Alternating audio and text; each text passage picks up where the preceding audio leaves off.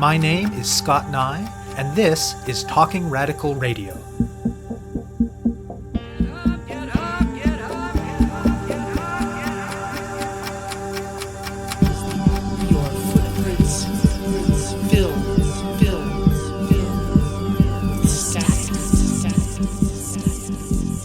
Hello and welcome to Talking Radical Radio, where we bring you grassroots voices from across Canada.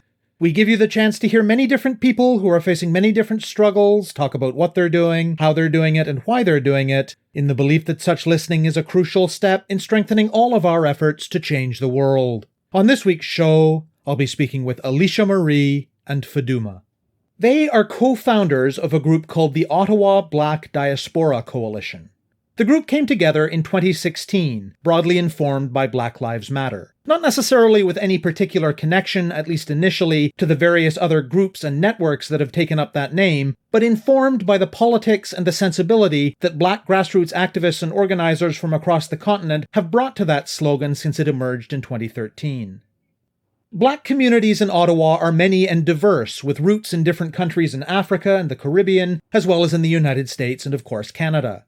A key goal of the Ottawa Black Diaspora Coalition has been to create opportunities to bring these diverse communities together, particularly to fight the anti-Black racism that is so pervasive in Ottawa, in Canada, and around the world. Some of their initial mobilizations in 2016 focused on events that were a bit more distant. For instance, they marched and demonstrated in front of the US Embassy in solidarity with efforts in that country to seek justice in the aftermath of multiple police killings of Black people. They also mobilized people after a Canadian musical group singing the national anthem at the Major League Baseball All-Star Game in 2016 changed the lyrics of the anthem in anti-Black ways. Not long after the group was formed, however, the Ottawa Police killed a young Somali-Canadian man named Abdirahman Abdi. The extensive mobilizing that followed to demand justice and transparency from the police was led by the city's Somali community, particularly through the Justice for Abdirahman Coalition. However, the Ottawa Black Diaspora Coalition was also very active in supporting this organizing in whatever ways they could. More recently, the group has focused on an entity called the Multi-Agency Early Risk Intervention Tables, or MERIT program. This is an initiative that brings together a range of agencies and other service providers to proactively intervene in ways that, at least on the surface, are about filling gaps in services for communities that need them. It currently targets a particular Ottawa neighborhood where a lot of Black people and people from other marginalized communities live. And there are certainly gaps in services and barriers to accessing them.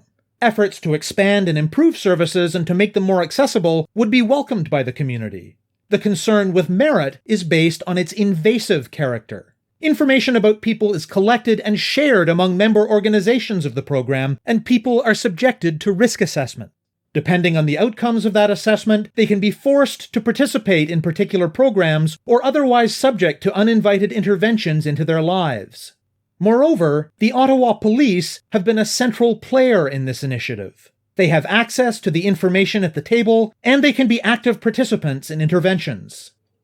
All of this needs to be understood in the context of how anti-Blackness operates in Canada. Across multiple spheres of life, Black people are subjected to heightened surveillance and scrutiny, which contributes to disproportionate and harmful interventions not only by police, but also by social services.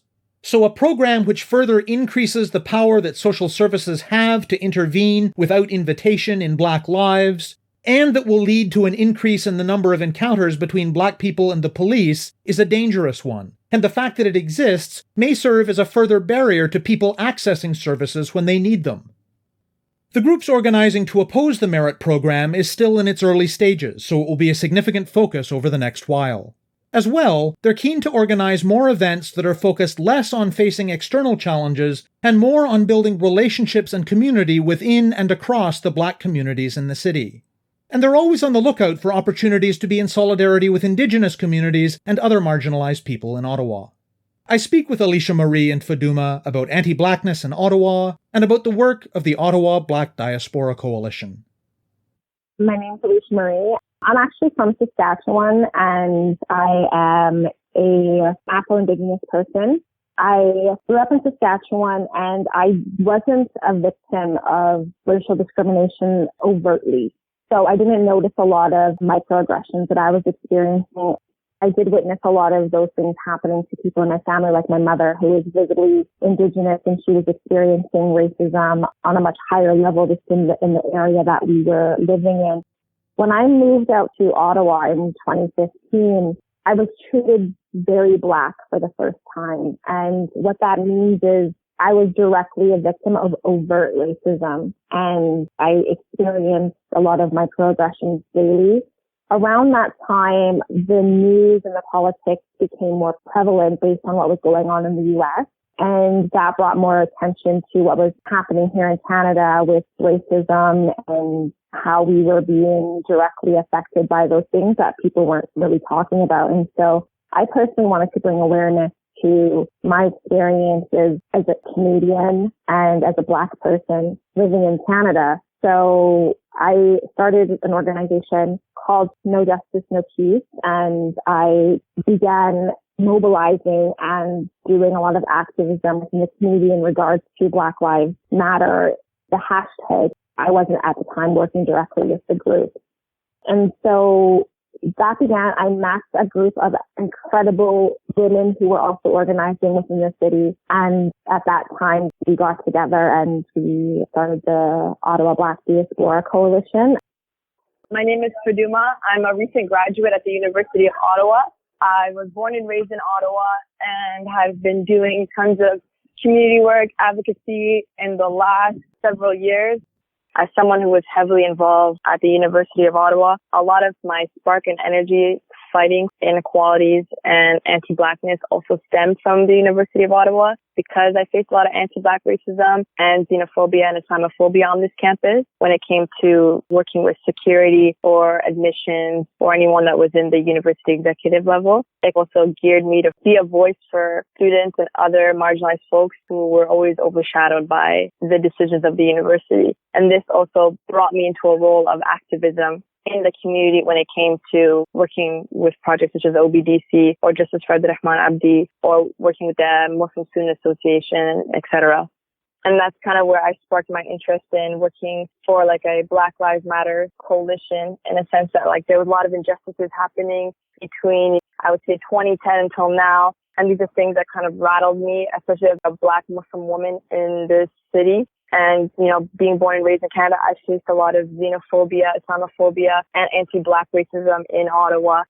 And when I met Alicia and Layla and Vanessa the summer of 2016, we kind of all came together with a vision to bring the Black community in Ottawa in unison because, as you can imagine, all the communities here in Ottawa are kind of divided, whether you're from the Afro community, the Francophone community, the Caribbean community. The Black folks here in the city all have their own different types of organizing. And so our vision for OBDC was to essentially bring all these folks together and lobby and advocate for one cause. Tell listeners more about the founding of the Ottawa Black Diaspora Coalition.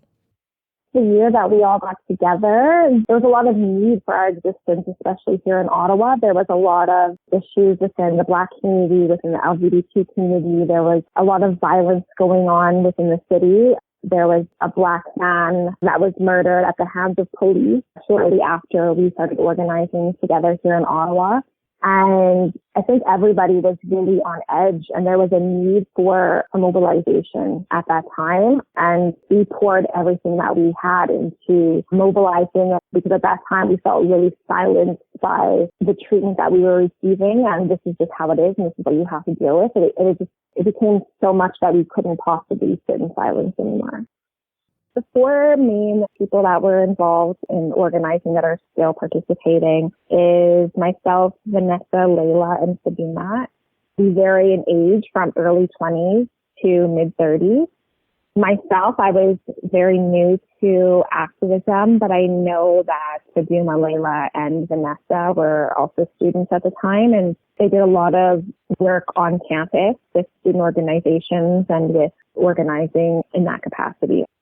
The summer of 2016, our group was involved with demonstrations at the U.S. Embassy. That was a joint effort with the Ottawa Black Diaspora Coalition and No Justice, No Peace. We mobilized there after countless American, mostly Black men, were murdered at the hands of the police. We also mobilized and we led marches through Ottawa and ended up in front of Parliament after the incident where the lyrics to the national anthem were changed on a national stage. We were doing a lot of lobbying and advocacy work. We worked really closely with the Somali communities who was affected by the passing of Abdirahman Abdi, rest in peace. And so our coalition took a stand against the Ottawa Police. We lobbied in front of the police station with the community. And it was a very big, monumental moment for the city of Ottawa to see all sorts of Black organizations coming together and lobbying for one cause. And how was your group involved in that struggle for justice that happened after Abdirahman Abdi was killed by the police? There was the Somali community who was really the backbone of this. I don't want to take away from their light. We were there as a support for Justice for Abdirahman Abdi. That's the name of their organization. And we were there as a supporting role for the community, for the Somali community, for the Muslim community that was mourning the death of an Ottawa citizen who was brutally murdered by the Ottawa Police as a Black man with mental illness. This was something that shook the community to its core. And they're still fighting until this day for justice and transparency with the Ottawa Police. And we've been here for the last couple of years supporting the organization with whatever means that they can to essentially support them in whatever roles they need. So you mentioned that one of the goals you had for the coalition was to bring the many different Black communities in Ottawa together in organizing around shared experiences. Talk about the importance of doing that and about the challenges it involves. Well, for me, I'll speak on my experiences. As someone who's part of many different Black organizations in the city, it makes the most sense to work with all the communities in one, especially if we're all advocating for the same cause. We're all here because we know that Black lives matter and that we need as a community to recognize whether you're coming from Caribbean descent, whether you're coming from Afro descent, you're coming from African American descent. We all have the same struggles at the end of the day, and that's to combat anti-Black racism in our city. And with the vision of OBDC, we wanted to see the community come together from all walks of life to kind of advocate and heal and support one another with the overall point of us coming together as just one Black community in the city and working together with our different partners. For me, I think there was a lot of intersections in the work that were missing. Myself, I'm a mother of 2 daughters. I feel that it's very important to be an example for my children and to bring our communities together for the sake of them so they have some place that they can feel safe and supported.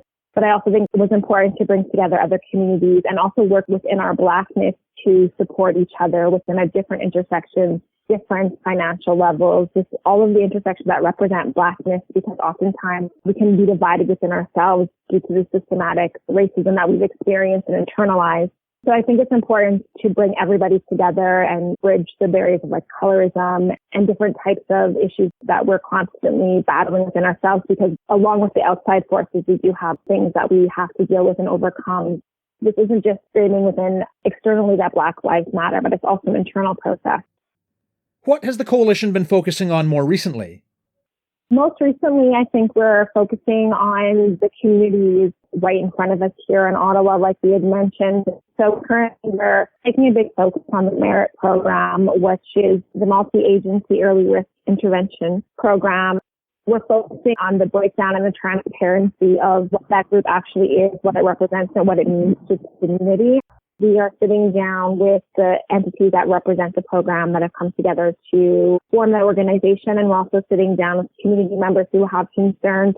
Our main goal is to dismantle the program, and at the very least, we are demanding transparency. We have gone through their website and found falsehoods, and we're demanding those be corrected. And so we are, at the very least, working with everybody to get the best outcome for an already over-policed and underserved community.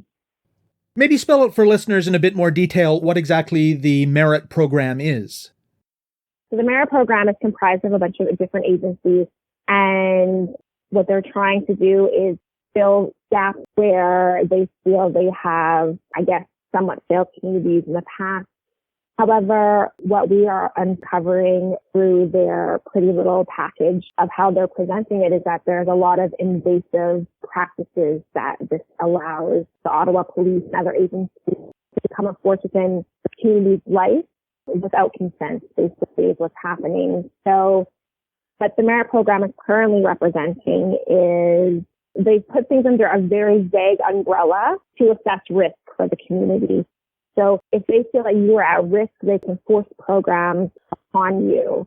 They can enter your life. They can show up and say, we believe you're at risk and this is how we become a part of your life. And the terms are very incredibly vague. So basically what we're trying to do is determine what these definitions actually mean. So if we have, let's say we're going to assess your risk based on your poverty, what does that mean? Who is at risk for these poverty and what services are you now going to force on those people? The merit program states that they're going to keep everything completely anonymous and that people will be registered based on numbers and filing systems, and that no information will be made public and no personal information is stored. However, on the referral form, they do have a space for your name, your birth date, your address, all of your personal information. Then they go ahead and they have ways of acutely assessing risk. Risk factors would be considered mental health as a risk factor, crime victimization. So this basically means if you're a victim of a crime, you are at risk. And if they deem necessary to enter your life and suggest that you have services, you have an option to deny those services, but that doesn't necessarily mean you won't be forced to, like, say, a social services program, which will further allow the victimization of people. They have a risk of housing, a risk of sexual violence. This could be a person who is at risk of sexual violence, could be even somebody who has knowledge of somebody who has been affected by sexual violence. So by those definitions, you can see how broad the umbrella is. People who live in at-risk neighborhoods. At-risk neighborhoods can simply mean a neighborhood where they think crimes could take place. Well, that basically puts everybody in Ottawa at risk because there's no one neighborhood that is completely safe from crime. You can be considered at risk and require services if you are antisocial. That's actually a risk factor on their glossary, like a justifiable reason to enter your life. And basically the invasive, they have set this program up in a community that's a largely Black community, a largely Muslim community, a largely low-income community for their test pilot program. Obviously, they're going to receive the highest numbers, but this is already a community that's over-policed and underserved. And they're justifying the invasiveness of being in your life by saying, okay, well, we're going to show up and we're going to be here for you, and we're going to do it all anonymously, which is not true. It says right on their form that this form is to be stored in your numbered file. And this form has your name on it. It has why they feel like you should be forced in programs. And so basically we're trying to hold this program accountable for what they're implying that they're here for versus what they actually will be here for. One of the biggest problems that we have is that the Ottawa Police are presenting themselves as a supporting organization of this program, when in fact they are the core of this program. So they're not here as a supporting body, they are the body of this program, and other entities have come in to support their initiative. So founding members of the merit program include things like the Boys and Girls Club, the United Way, the Children's Hospital, Ottawa Public Health, the John Howard Society.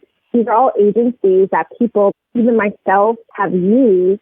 These agencies are here to help and support communities where we need it the most. We're now going to be hesitant to do so because now if I come into an agency and I explain to them, like, say, I'm stressed out at work and I'm having panic attacks or whatever the situation may be, they can share my information without my consent to other organizations. So I know this is an obvious connection, but for the benefit of listeners, how does anti-Blackness factor into why the merit program is such a problem? I feel like this could almost go without saying. Everybody has these internalized preconceived notions and beliefs about other cultures, whether they are positive or negative. And the police inherently have, over their entire existence, proven over and over again that they have issues with people of color, with people who live below the poverty line. I think that they've always been targets. They've always been a group of people who are over-policed. And I'm not just talking about Black people. I'm talking about Indigenous people. I'm talking about people from the Middle East or anywhere that's not of European descent. So these communities have always been over-policed. These communities have always been victims of oppression and systematic racism and targeted for existing. Even the area where the merit program has chosen to initiate their pilot is an absolute testament to the fact that they believe that these people are criminals, that they believe that they need this white savior mentality that they all have. And that's just putting it very bluntly. They believe that we need saving, and they believe that it needs to be forced upon us. You wouldn't take this out into a white suburban neighborhood and say, I heard you're a victim of violence. We're forcing our way into your home, and we're going to force you to live the way that we believe you should be living. So they're taking people's culture away from them. They're taking people's freedoms and choices away from them and saying our way of life is the way to be. It's the only correct way to be. And we're going to further target you for the system in which we've already placed you in. So you're poor a lot of the time as a result of the system. You are unemployed a lot of times as a part of the system. And unemployment is a risk factor. And there is no denying that race is definitely a determining factor in employment, and your name and your culture also affects your ability to gain employment. So this is like a roundabout system, and now they're forcing themselves to like to further perpetuate this system, the cycle. I 100% agree, and a lot of community members do agree that there is gaps in services. There are people that fall through the gaps and aren't receiving what the community needs. But to have any program chaired by the Ottawa Police when there are so many animosities within those relationships between the police and the community that they're forcing this pilot onto, it's not bringing the community together, it's separating the community. Let these social programs be social programs. Let them provide their social services, because as soon as you bring the police involved, as soon as you have the storing of information, the sharing of personal information, you allow a community that's already over-policed to become more watched, to become, I guess, more controlled. You're only making relations so much worse, and you're only building further animosities. You said that one element of your response to the merit program is bringing people from the community together. What does that involve? We had a community meeting. We just did a call out, meet with folks, and we had some people who were already cognizant about the program, some folks in the city who didn't know about the program, and there were some who heard about it but didn't know to what extent the program kind of covered. So we just kind of went through like a general Q&A. A lot of people had some really great questions as to like who are the partners of the merit program, what is the Ottawa Police going to do with the information received, things that obviously we couldn't answer because we're not professionals on the merit program. But these are great questions that we wanted to pose when we meet up with the Ottawa Police, specifically the folks who are spearheading the merit project here in the city.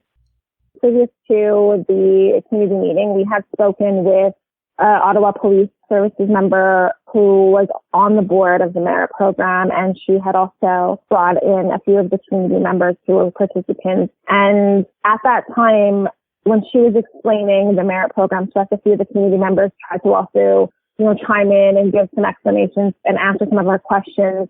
And Vanessa and I, who took the call with the merit program, had discovered that there was a lot of questions that the community members, people who were sitting on the board of the merit program, didn't actually know. We asked them directly about consent. A community member said, absolutely, you have to give your consent. And then the Ottawa Police member said, well, not necessarily. We asked about what was being considered at-risk behaviors and justification for the merit program being present in somebody's lives. And we got very vague answers to the point where we had to go and pull the research ourselves. And we did acknowledge that we felt that the merit program and the information that was easily available to the public was not transparent and was not honest. And the information that we had to dig for and to look much harder for is very problematic. And so when we do meet with them again, we're going to demand answers. So it sounds like it's still pretty early days in your organizing around the merit program, but what's your sense of where it's going? Our ultimate goal is dismantling the program. There's a lot of people in Ottawa right now that are not comfortable with the program, but there's also a lot of people in Ottawa that aren't aware of the program because of where they decided to do their pilot. Oftentimes, people who are considered to be lower income and basically the marginalized community, the LGBT community, the Black community, the people of visible color, they're not often listened to. We're trying to get the word out about this program. We're trying to show people who are outside of that area how they can be affected, because at the end of the day, the Black voice and the poor voice is often ignored. And so I think it's really important to show how this program is going to affect everybody as soon as it's instated into the entire city. The more people that are upset about it, the more people that we can engage, the more likely we are to get the transparency and potentially the dismantlement of what we believe is a very unnecessary program. And at the very least, if the program is not dismantled, it needs to actually work for the community. The community needs to not be afraid to use it and reach out to resources that are here to help us. And the way this program is currently set up, people are terrified. I myself have been twice now before reaching out to one of these agencies because I don't want to be on one of these forums. I don't want to have my life intruded upon and services forced upon me in order to, maintain my standard of life or keep my children safe or even keep my children in my home. I would never want to have my freedoms taken from me because of somebody's opinion. And that's what the merit program is. It's an opinion. It's a death of future risk. It's opinions of people who are not even community members. And beyond the organizing around the merit program, what else is the coalition going to be working on? We're not here to just fight external forces. We're also here to be building community. We have spoken in the past about organizing, community events like barbecues, women events, showing up and supporting and showing unity with other communities and other organizations, like, for instance, offering our support and solidarity to the Indigenous community. We've spoken with them about, working together on other projects that don't just concern the Black folks of Ottawa. We're stronger together, and we want to really build our community and repair the effects of systematic racism and the toll that is taken on our internalizing that. While we are here to mobilize when necessary, we do want to spend more time caring for and loving for each other and reaching out to our community members and saying, how can we support you? What do you need? What would you like to see happen? What are the ways that we can help? It is important to be in the streets making noise and protesting and demonstrating and marching. It's also important to build each other up. We want to create an environment where we're not only together when we're upset or fighting for equality, we also want to come together for purposes of love and community. You have been listening to my interview with Alicia-Marie and Faduma of the Ottawa Black Diaspora Coalition. To learn more about their work, search for Ottawa Black Diaspora Coalition on Facebook. To find out more about Talking Radical Radio, the guests, the theme music, and the ways that you can listen, go to talkingradical.ca and click on the link for the radio show. On the site, you can sign up for email updates or follow us on Facebook, Twitter, iTunes, SoundCloud, and other platforms. I'm Scott Neigh, a writer and media producer based in Hamilton, Ontario, and the author of 2 books of Canadian history told through the stories of activists, published by Fernwood Publishing. Thank you very much for listening, and I hope you tune in again next week.